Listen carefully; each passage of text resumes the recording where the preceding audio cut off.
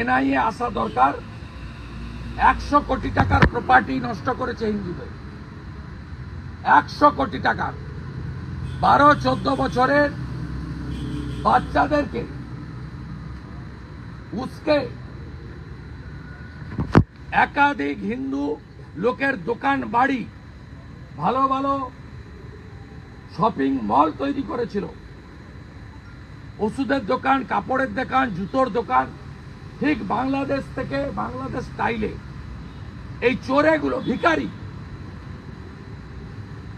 ঢুকে ঢুকে লুট করেছে।